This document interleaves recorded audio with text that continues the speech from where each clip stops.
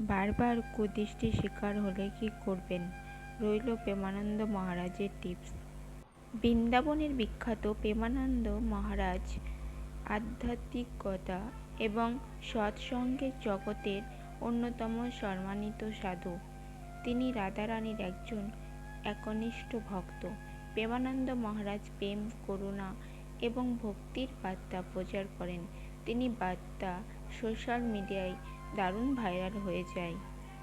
কুদৃষ্টি কি বাস্তবে নাকি শুধুই ভ্রম? প্রেমানন্দ কেবল ভক্তদের ঈশ্বরের পথে চলতে অনুপ্রাণিত করেন না, বরং প্রায়শই তাদের সমস্যা এবং সন্দেহের সমাধান করার চেষ্টা করেন। কিছুদিন আগে একজন ভক্ত তাকে জিজ্ঞাসা করেছিলেন যে অশুভ দৃষ্টির মতো কিছু কি আসলেই আছে, নাকি এটা কেবল আমাদের কল্পনা। আসুন জেনে নেওয়া যাক প্রেমানন্দ মহারাজের উত্তর কী ছিল। প্রেমানন্দ ভক্তকে উত্তর দিলেন। যখন ভক্ত তাকে জিজ্ঞাসা করেন, মহারাজ, কুদৃষ্টি কি আদৌ কোনো অস্তিত্ব আছে, নাকি এটা কেবল আমাদের একটা ভুল? গ্রামে অনেকে বলে যে তুমি কুদৃষ্টিতে আক্রান্ত। যদি তোমার জ্বর হয় তাহলে লোকেরা বলে যে তুমি কুদৃষ্টিতে আক্রান্ত। যদি তুমি কোনো শুভ কাজ করতে চাও এবং তা না হয় অথবা কোনো বাধা আসে, তাহলে লোকেরা বলে যে তুমি কুদৃষ্টিতে আক্রান্ত। এর উত্তরে প্রেমানন্দ বললেন, আমাদের কর্মকাণ্ডই সব কিছুর পেছনে থাকে।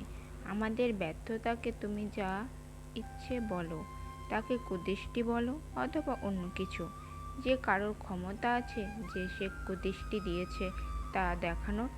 তিনি আরও বললেন, একবার তুমি তার সৃষ্টির মুখোমুখি হলে অন্য কেউ কীভাবে খারাপ দৃষ্টি ফেলতে পারে? যদি তুমি সর্বশক্তিমানের দৃষ্টির মুখোমুখি হও, তাহলে কোনো খারাপ দৃষ্টি তোমাকে প্রভাবিত করবে না। এই সব ভুলে যাও। রাধা রাধা জপ করো। রাধা রাধা জপ করার পরে ঘর থেকে বেরো, কোনো বাধাই থাকবে না।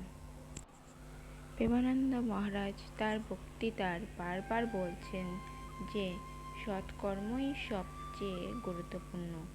সৎকর্ম করো, ভগবানের নাম জপ করো এবং সেবামূলক কাজে অংশগ্রহণ করো। এতে তোমার সমস্ত সমস্যার উন্নতি হবে। শ্রীকৃষ্ণের নাম জপ। ওম নমঃ ভগবতে বাসুদেবায় মন্ত্রটি নিয়মিত জপ করলে সব ধরনের কুদৃষ্টি শক্তি দূর হয়। ছোটদের জন্য কানহা। বিশ্বাস করা হয় শিশু বা ছোটদের কুদৃষ্টি থেকে বাঁচাতে ভগবান শ্রীকৃষ্ণের ডাকনাম কানহা ধরে ডাকলে বা এই নাম জপ করলে কুদৃষ্টির প্রভাব পড়ে না। হরে কৃষ্ণ, রাধে রাধে। যদি কোনো ভুল হয়ে থাকে ক্ষমা করে দেবে। হরে কৃষ্ণ।